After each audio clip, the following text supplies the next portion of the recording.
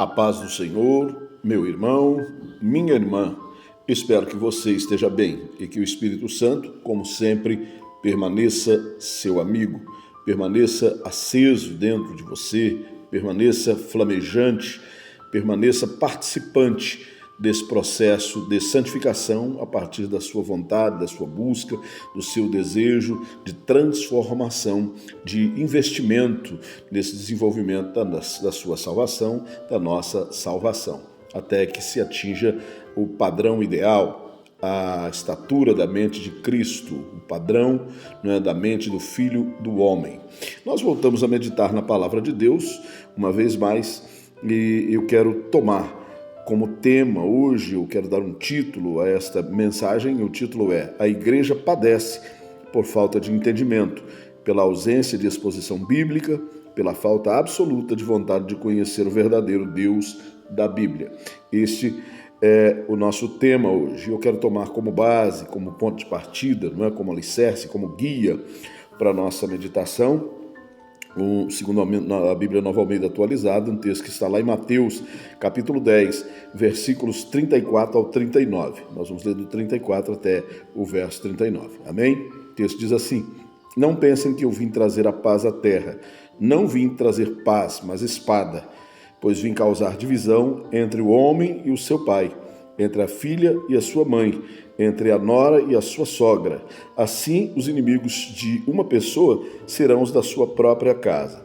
Quem ama mais, ou quem ama o seu pai ou sua mãe mais do que a mim, não é digno de mim. Quem ama o seu filho ou sua filha mais do que a mim, não é digno de mim. E quem não toma sua cruz e vem após mim, não é digno de mim. Quem acha a sua vida, ou quem acha a sua vida, a perderá. E quem perde a sua vida por minha causa, esse a achará. Amém?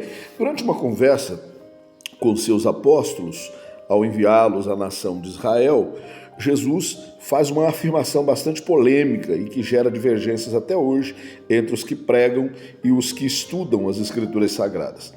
A palavra chamada de espada, em algumas referências dentro do texto sagrado, é uma arma, instrumento divisor.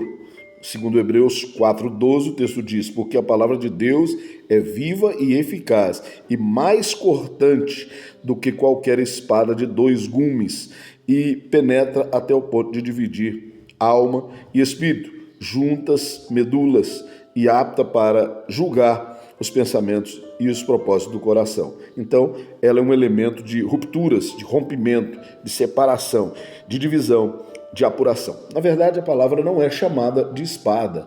Muitos usam essa expressão, e usando essa referência, inclusive, nós vemos aqui que o texto diz que ela é mais cortante do que espada alguma. Não diz que a palavra é uma espada. Mas nesse momento, Jesus diz que veio trazer espada. E ele veio trazer espada usando essa expressão, essa metáfora, para se referir à divisão. Precisamos entender que, ao colocar a espada em oposição à paz, ele diz: Eu não vim trazer paz, eu vim trazer espada. Jesus está dizendo: Não vim estabelecer um reino de paz na terra como vocês esperam. Não agora. Jesus não está falando, no entanto, para empunharmos uma espada e sairmos à luta física contra o nosso semelhante. Nesse texto em questão, a palavra espada, a metáfora usada aqui, não está literalmente no mesmo sentido figurado de outros momentos em que ela é usada no texto sagrado. Aqui ela aparece como figura específica da divisão, fazendo um contraponto com a palavra paz, porque era o que as pessoas esperavam, e o que o Império Romano entendeu. Foi o que o Império Romano entendeu naquela ocasião, que Jesus tivesse vindo estabelecer um novo reino, um reino de paz entre os homens na terra, mas estabelecer, sobretudo, um novo reino, assim, derrubando o poder, ou tirando o poder do Império Romano. Era um novo império surgindo. Os discípulos chegaram a indagar a Jesus sobre o assunto. Atos, capítulo 1, versículo 6, ele diz: Então os que estavam reunidos com Jesus lhe perguntaram: Será este o tempo em que o Senhor irá restaurar o reino a Israel? Mas Jesus veio nos trazer a paz.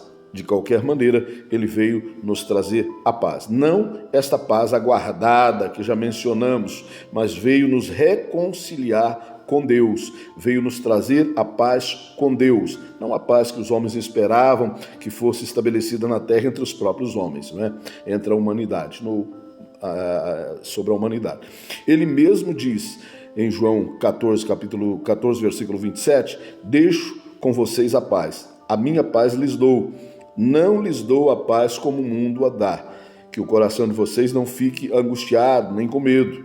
Lá em Isaías capítulo 53, versículo 5, a palavra diz assim, mas ele foi transpassado por causa das nossas transgressões e esmagado por causa das nossas iniquidades. O castigo que nos traz a paz estava sobre ele, e pelas suas feridas fomos sarados ou reconciliados. Lá em Romanos capítulo 5, versículo 1, as Escrituras dizem, justificados, pois, mediante a fé, temos paz com Deus por meio de nosso Senhor Jesus Cristo. Então, ele nos trouxe paz, mas não a paz natural, mas a paz espiritual. Ele veio nos reconciliar com o Senhor. Amém? A espada que Jesus mencionou é aquela que nos colocará em oposição, ou nos colocará em posição, melhor dizendo, de desvantagem. Não é uma espada para que se use para ataque, ou na finalidade de atacar, ou com a finalidade de atacar, ou mesmo de defesa, não é? Mas ela é, na verdade, uma espada que nos colocará em posição de desvantagem, pelo menos num primeiro momento dessa guerra. Ele diz, pois quem quiser salvar a sua vida, a perderá, e quem perder a sua vida por a minha causa, por amor de mim, esse a achará. Essa espada é o ódio que provocaremos contra nós mesmos pela confissão do nome de Jesus. Quando nós confessamos, nós criamos essa ruptura, esse cisma, essa divisão. Amém? Portanto, neste caso, ao contrário do que muitos têm entendido, ela é um elemento que visa ferir o seu portador, tornando o nome de Cristo a causa dos rompimentos. Primeiro porque ela é uma ferramenta de confronto, que visa transformar aquele que a recebe. Vejamos alguns textos que engrossam essa verdade dentro das Escrituras Sagradas. Em João, capítulo 17, versículo 14, segundo a Nova Almeida atualizada, o texto diz, eu lhes tenho dado a tua palavra e o mundo os odiou, porque eles não são do mundo, como também eu não sou. Mateus, capítulo 10, versículo 21, um irmão entregará à morte o outro irmão, e o pai entregará o filho. Haverá filhos que se levantarão contra os seus pais e os matarão. Todos odiarão vocês por causa do meu nome. Aquele, porém, que ficar firme até o fim, esse será salvo. Então vê-se claramente que Jesus estava falando de divisão, ou dessa divisão que o nome dele iria causar. Não é que o simples fato de confessarmos, não é, Cristo como nosso Senhor e Salvador, né, iria provocar essa ruptura, esse rompimento, né, essa divisão.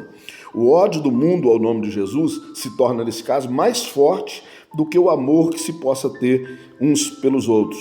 Este é o sentido do que fará esta espada, metáfora usada por Jesus na sua instrução aos apóstolos ali. Ela se voltará contra o que aportar, aquele que seja seu portador, para confronto.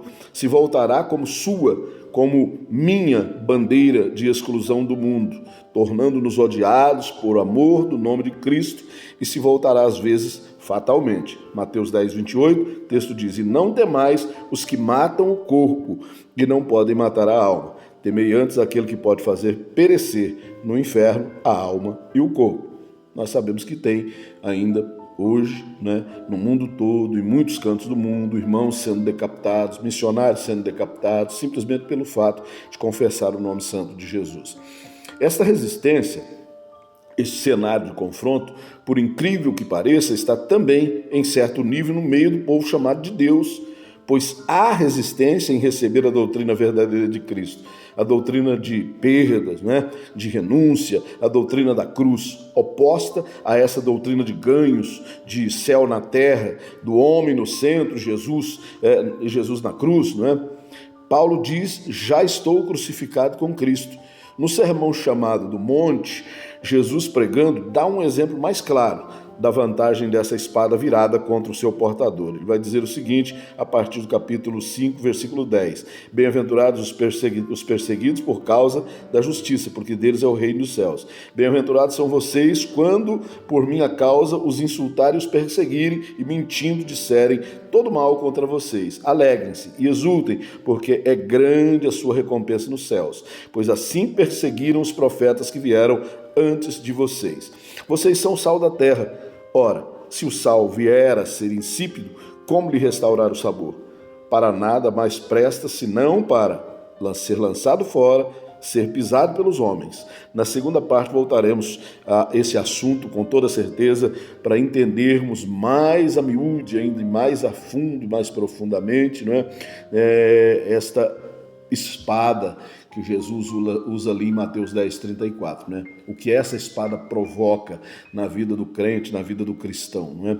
Essa espada, metáfora forte, apropriada, que refere-se justamente a esse cisma, a essa separação, não é? Do homem que confessa Cristo com o sistema mundano. Em nome de Jesus nós vamos orar. Senhor nosso Deus e nosso Pai, nós oramos agradecidos pela Tua palavra, porque o Teu Espírito tem nos dado o entendimento da Tua palavra. E nós oramos te pedindo que o Senhor nos fortifique, no sentido de que nós possamos prosseguir firmes na caminhada, Senhor amado, conscientes, Pai meu, em nome de Jesus, mas querendo cada dia mais crescer, nos aproximar do Senhor para entendimento, Senhor amado, e para santificação. E assim possamos ser salvos na volta de Cristo para resgate da igreja. Em nome de Jesus é que nós agradecemos. Amém. Fique em paz.